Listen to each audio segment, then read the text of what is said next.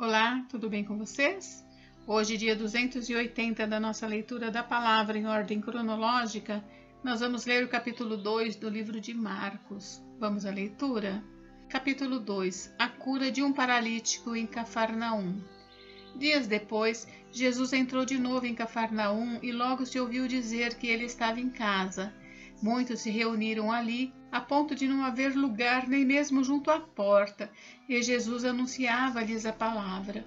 Trouxeram-lhe então um paralítico carregado por 4 homens, e não podendo aproximar-se de Jesus por causa da multidão, removeram o telhado no ponto correspondente ao lugar onde Jesus se encontrava, e pela abertura desceram o leito em que o paralítico estava deitado.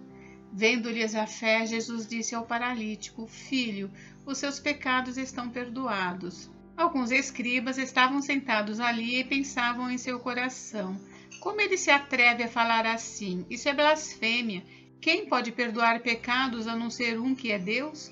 E Jesus, percebendo imediatamente em seu espírito que eles assim pensavam, disse-lhes: Por que vocês estão pensando essas coisas em seu coração? O que é mais fácil? Dizer ao paralítico: os seus pecados estão perdoados, ou dizer: levante-se, tome o seu leito e ande? Mas isso é para que vocês saibam que o Filho do Homem tem autoridade sobre a terra para perdoar pecados. E disse ao paralítico: eu digo a você, levante-se, pegue o seu leito e vá para casa. Ele se levantou e no mesmo instante, pegando o leito, retirou-se à vista de todos, a ponto de todos se admirarem e darem glória a Deus, dizendo: jamais vimos coisa assim. O chamado de Levi.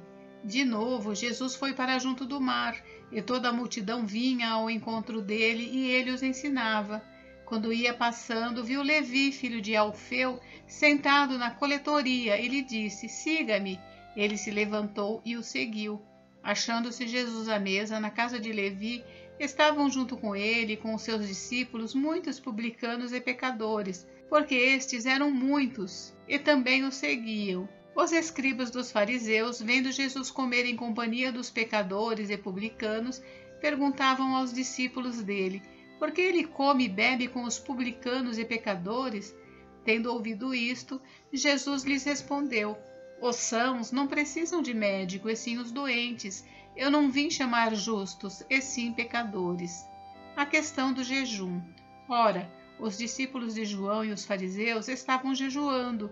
Algumas pessoas foram perguntar a Jesus: por que os discípulos de João e os discípulos dos fariseus jejuam, mas os seus discípulos não jejuam? Jesus respondeu: como podem os convidados para o casamento jejuar enquanto o noivo está com eles? Durante o tempo em que o noivo estiver presente, não podem jejuar. No entanto, virão dias em que o noivo lhe será tirado, e então naquele dia eles vão jejuar. Ninguém costura um remendo de pano novo em roupa velha, porque o remendo novo tira um pedaço da roupa velha, e o buraco fica ainda maior. E ninguém põe vinho novo em odres velhos, porque se fizer isso, o vinho romperá os odres e se perdem tanto o vinho como os odres, mas põe-se vinho novo em odres novos.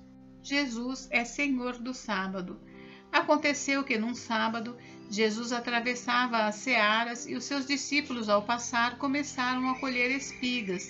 Então os fariseus disseram a Jesus: olhe, porque eles estão fazendo o que não é lícito aos sábados. Ele respondeu: vocês nunca leram o que Davi fez quando se viu em necessidade e teve fome, ele e os seus companheiros? Como entrou na casa de Deus no tempo do sumo sacerdote Abiatar e comeu os pães da proposição, os quais só aos sacerdotes era lícito comer, e ainda deu esses pães aos seus companheiros? Jesus acrescentou: o sábado foi estabelecido por causa do homem, e não o homem por causa do sábado. Assim, o Filho do Homem é Senhor também do sábado. Gente, encerramos por hoje, mas amanhã tem mais. Fiquem com Deus, Deus abençoe vocês. Até amanhã.